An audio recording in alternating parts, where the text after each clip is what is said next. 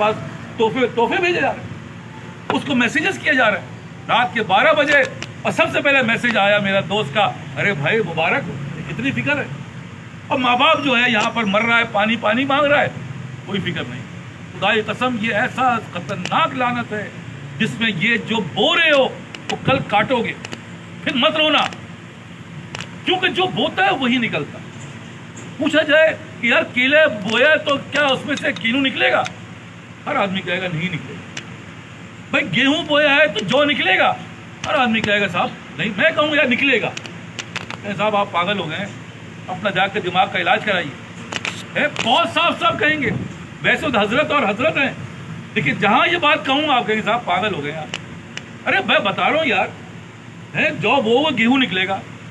اور جا کے حضرت کا علاج کروا یار، یہ دماغی دوا ان کا سٹک گیا ہے، لگتا ہے زیادہ ہی کچھ عبادت کرنے لگ گئے. ایسی باتیں ہوں گی، خدا کی قسم میں عرض کر رہا ہوں، کیونکہ ایسا ہوتا نہیں ہے، ہو ہی نہیں سکتا کہ تم جو بول رہے ہو اور کیا رزلٹ اس کا تم سوچ رہے ہو کہ وہ نکلے گا بڑے ہی، اور انتظار کر رہے ہیں. انشاءاللہ حضرت آپ دیکھیے، دعا کیجیے، انشاءاللہ ماشاءاللہ آپ دیکھیے گا میں ترقی کیسا کرتا ہوں. آپ دیکھیے گا میں دنیا کو ہلا دوں گا. تو بھائی تیرا حال تو یہ ہے، تو نماز تو نہ پڑھے، ماں باپ تجھ سے ناراض، معاملات تیرے اچھے نہیں، اخلاق میں تو اچھا نہیں. یہ تو رزلٹ کس بات کا انتظار کر رہے ہو؟ ای خیال ہستا محال ہستا جنو. ارے یہ تو پاگلوں کی باڑ ہے، پاگل ہو. اس لیے عرض کر رہا ہوں، دیکھو اللہ کا نظام بڑا خطرناک ہے. میں بار بار عرض کر رہا ہوں، اس باتوں کو تمہارے سمجھ میں آئے گی نہیں، کیونکہ عقل تو آ رہی ہے 40 سال کے بعد، اور تم ابھی سے سمجھنے کو تیار ہو. کیسے سمجھو گے؟ اللہ کہہ رہا ہے کہ بھائی ہم دیکھو نبوت بھی نہیں دیتے 40 سال سے پہلے. عقل آ رہی ہے 40 کے بعد.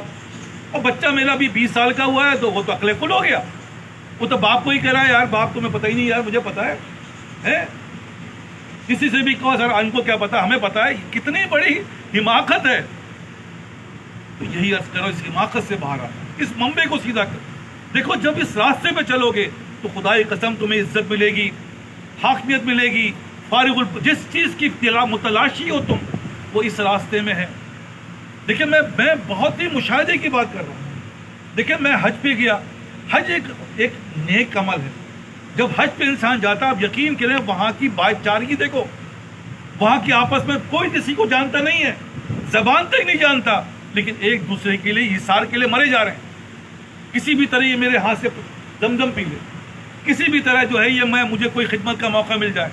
کیوں؟ کیونکہ وہ نیک اعمال کر رہا ہے. اس نیک اعمال کا صلہ کیا ہے؟ اس کے دل کے اندر محبت ہے، اس کے دل کے اندر بائنڈنگ پاور ہے. وہ سب ایک دوسرے سے مل کے سو رہے ہیں، زمین پہ پڑے ہوئے ہیں، لیکن ایک دوسرے کا خیال رکھ رہے ہیں کہ میرا پیر کہیں ان کو لگ نہ جائے، ہے میری کوئی تکلیف ان کو، میرے حاجی کو ہو نہ جائے. یہ ہے نہیں ہے. یہ کس بنیاد پر ہے؟ اس دین کی نیکی کی بنیاد پر. تو میں بھی تو یہی کہہ رہا ہوں، جب تم نیکی کرو گے، جب تم سے نیکی صادر ہوگی تو تمہارے اندر یہ چیزیں پیدا ہوں گی. تم پھر نہیں کر سکتے.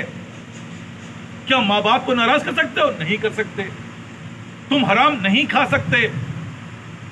اس لیے عرض کر رہا ہوں، دیکھو جو کل کرنا ہے سو آج کر، جو آج کرنا ہے سو ابھی، اگر تم چاہ رہے ہو کامیابی.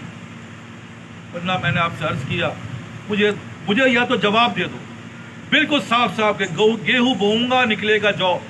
کون دے گا جواب اس کا؟ کون دے گا؟ بتا دو. تو ہر آدمی کہے گا صاحب جو نہیں نکلے گا، گیہوں نکلے گا. اور اگر پوچھا جائے تم اچھا کر رہے ہو یا برا، وہ خود کہے گا اب کر تو رہا ہوں برا، یہ ایسا کرنا تو نہیں چاہیے. اور پھر امید کر رہے ہو تم کہ کیا نکلے گا. ارے حضرت بس دعا کرتے تھے، دعا سے کہیں گیہوں سے جو بنا ہے مجھے بتا دو کس حماقت میں پڑے ہوئے ہو. حضرت دعا کرتے ہیں، ہاں ایک ہی ہے، وہ اللہ اگر چاہے تو گیہوں سے جو پیدا کر سکتا ہے، لیکن اللہ ہی سے تو ناراضگی ہے، اللہ ہی سے دشمنی تو ہے. اللہ ہی چاہتا ہے تو آگ کو گلزار ابراہیم بنا دیتا ہے. اللہ ہی چاہتا ہے تو چھری جو ہے وہ نہیں چلتی. یہ سب کون کر سکتا ہے؟ یہ اللہ کر سکتا ہے. لیکن اگر یہ دعا سے معاملہ ہو رہا ہوتا تو میں نے کہا نا کہ 1 لاکھ نہیں 1 کروڑ دفعہ پوری دنیا مل کر قرآن شریف پڑھ کے پھونک دے کیکڑ پہ، آم نکل آئے گا؟ نہیں نکلے گا۔ کیکڑ میں آم نکالنے کے لیے بیج ڈالنا پڑے گا، پہلے آم کا بیج ڈلے گا تو آم نکلے گا۔ اسی طرح ہم سب ہیں، کر رہے ہیں غلط، اور جب پوچھو تو انشاءاللہ حضرت دیکھیے گا